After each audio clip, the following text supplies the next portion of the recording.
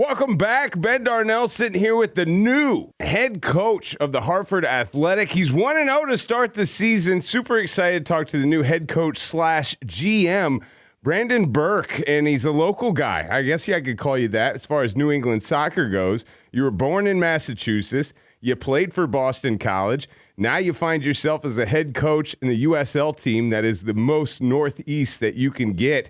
Coach Burke, thanks for joining the show. How you doing, my man? Thanks for having me. Yeah, excited to be here. Excited to be on. Like you said, it's home, man. So this is a huge, important project for us.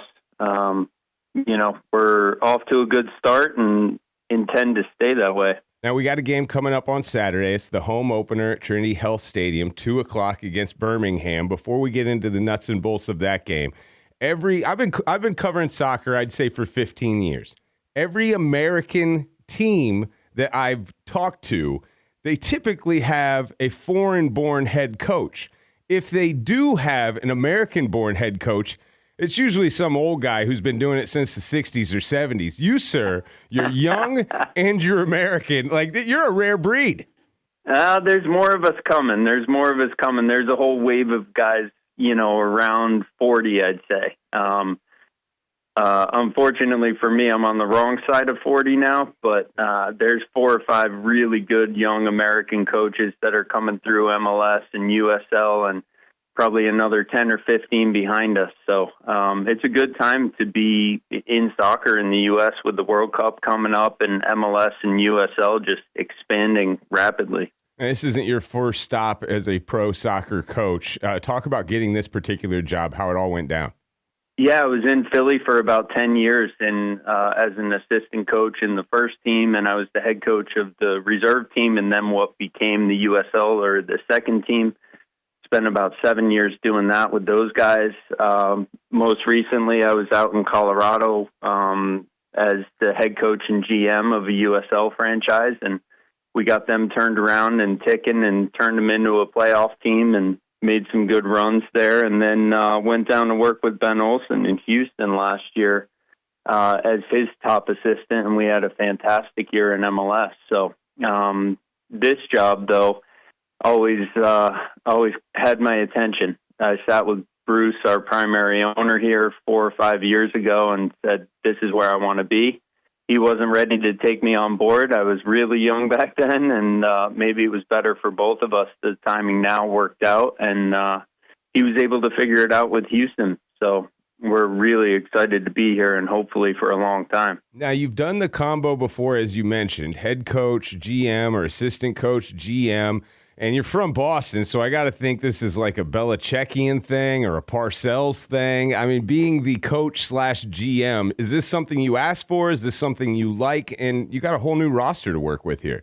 It's something I needed and wanted. Yeah. I think it's important for the continuity of the staff to have one person kind of as the point man. Ultimately, it all falls at your feet, but it also gives you the flexibility to make decisions a little bit quicker and to fix problems when you see them popping up, but also to keep your vision clean and clear and in line. I've seen relationships where there's a head coach and a GM sour, and it can sour pretty quickly because of the amount of pressure that you're under in our business. And I grew up admiring, a lot of those guys that you referenced. I've been a Boston sports fan since I was old enough to watch TV or get out to the stadiums. So it's a great place to grow up and a good education. And you get to see how they manage the media and all that other stuff that goes with it. So I really did. I asked for that, and I thought that was an important component for me to be able to be successful here and to help this club drive forward. When you got the job, I love this moment, and I talked to a lot of football coaches and even basketball coaches in college, like right when they get the job, as soon as they get time, they hit the phones and they start building a roster. And for you, basically you had a clean slate to work with. Only Danny Barrera is coming back from last year's team and teams of the past. What was it like when you got that job and you have your staff and you're like, all right, let's start making calls? Yeah, I actually started while I was still in Houston. Because we went on a pretty deep run. We ended up winning the U.S. Open Cup last year down in Miami. and then we ended up in the Western Conference Final. So we were still playing in December last year. So I kind of had to juggle a little bit, and any of my free time at night from preparing the team in Houston was spent on roster building in Hartford and making decisions on guys coming back and things like that. So, yeah, that is absolutely, you hit it on the head. That's the most important thing that you can do, and all of your time and energy goes into the roster first and foremost, because ultimately it's not me out there winning games. It's having the right mix of players. And you already got a win under your belt. Hartford Athletic starting off strong. A road victory, by the way. 3 points on the table, and you guys looked really good, impressive, especially on the defensive end. Looking at your background, I feel like that's what you would probably lean to as your style. But to tell people, what is your style? What do people expect to see when they come out on Saturday to see you guys play Birmingham? Yeah, I think we have a really good attacking group, and that's what we had in Colorado the last time I was in this league. We scored a ton of goals. We probably gave up more than I wanted to, so that is a focus for us here. We need to be a little more gritty, a little more attention to detail, a little more conservative at times, and certainly pragmatic when we're playing against, some of the higher power teams, the Tampa Bay Rowdies, the Charleston Batteries. There's some really good historic clubs in the Eastern Conference here in USL. So, yeah, I think at this point in my career, I've experimented with things. I've been fortunate enough to be part of a bigger project in Philadelphia, where I had some helicopter cover, if you want to look at it that way, and results didn't matter quite as much. But now I think finding the balance between having a really, really entertaining attacking brand of soccer, but not giving so much away is where we want to live. A 1-0 result against the Locomotive over there in El Paso. Now you're taking on Birmingham on Saturday. 2 o'clock kickoff over at Trinity Health Stadium. It's the home opener for the Hartford Athletic. We're talking to the new head coach, Brendan Burke. Talk about the game plan. Like, what's the scouting report on Birmingham? Yeah, they're good. A lot of guys that spent a lot of their careers in MLS and have moved between the two leagues. You know, you look at Enzo Martinez and Crognali, the center back, and, they have a few others in the group, Tyler Pasher, who was recently with Houston, and others in MLS. So they have a lot of guys that can flip the game on its head in different moments. So we have to be a little bit conservative playing against these guys. It's not a team that Hartford has had any success against in the past. So our guys are up for it. They know that they're playing a really talented attacking group in Birmingham, but also big set pieces will play a huge factor in this game. If the weather's not perfect, that actually suits them. They're kind of built for any conditions, and they've done a good job of putting together a roster that can grind out results kind of in any setting. So we just need to be smart, and honestly, we need to find some isolation for our wingers, because our wingers, I would put them up against any wingers in this league. Michi Galina, Deshane Beckford, Enoch Mushagalusa, these guys are deadly. When they get a little space and they can go 1v1 or they can get behind you, you're not catching them. Excited for Saturday, 2 o'clock kickoff. And like Coach just said, if the weather's a little scratchy, don't worry about it. And Coach, I know Birmingham, it might be to their suit of style of play soccer, but it's to our style of cheering for the Hartford Athletic. No matter what the weather is going to be, Coach, there are going to be crazy individuals with drums from kickoff until the final whistle out there at the Hartford Athletic Trinity Health Stadium.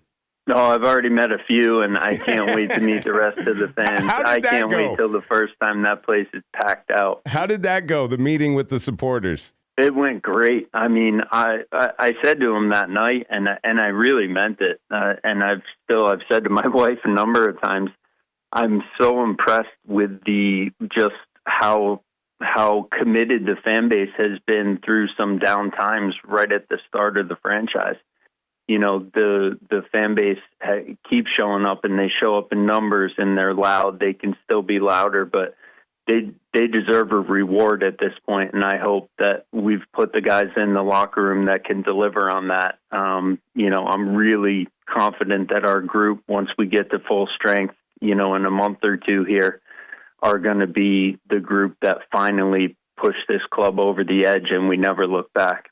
And the one thing, too, I'm one of those supporters. You will find me behind that pizza sign in the corner. I'll be there at almost every game, banging a drum along with those guys. And just one thing that I've noticed with them is the relationships that they do have with the roster. And they know a lot about them. They care all about them, whether it's on the field or off the field. And, Coach, we're trying to get to know the whole roster a little bit better this year. I know there's a lot of turnover, so we're trying to play a game with everybody when they come on to interview with us. Michi did it already, so you're already roped in. You can't say no to this. You're going to do it. It's called the 5 questions. Okay. The 5 questions we ask everybody. Are you ready, sir?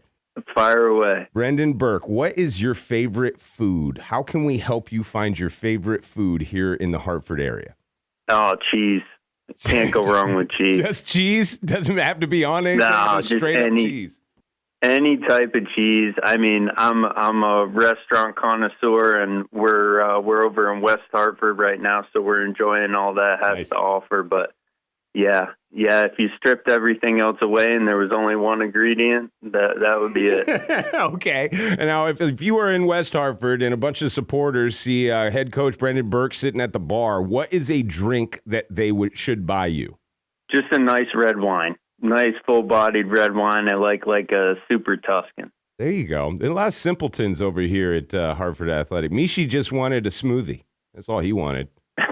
Good for him. That's the right answer. Good kid. If you are in the supporter section, I mean, we always try to tell people, bring your own drum, bring your own instrument. What would be Coach Burke's instrument of choice?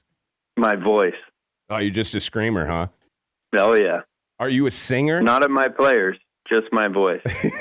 Are you a singer at all? Not at all. Tone deaf. Would you be like a lead singer of a metal band, maybe more of a screamo type? That I could get into in the right setting, yeah. Okay. 4th question, Sandlot Soccer. Michi told us that his brothers and him used to have to jump fences into people's backyards to get a good slate of grass to play soccer where he grew up. How about you in Massachusetts? What was like the Sandlot Soccer field? Or were you one of those kids that your mom's bringing you in the minivan everywhere you go and you've got AstroTurf to play on and everything's pretty for Coach Burke? I have to say we did have that. I was more of a down to the town park for basketball. I was a pickup basketball. I was a junkie for that. I would go down to the Milford Town Park, the Hopedale Town Park, and just play with whoever would play. On the soccer side, it was the Portuguese club in town. That was the spot where we could kind of get on whenever we needed to, a little pickup or organized, whatever it was. We always had a place to play, though. Meach definitely probably had to go looking a little more than we did.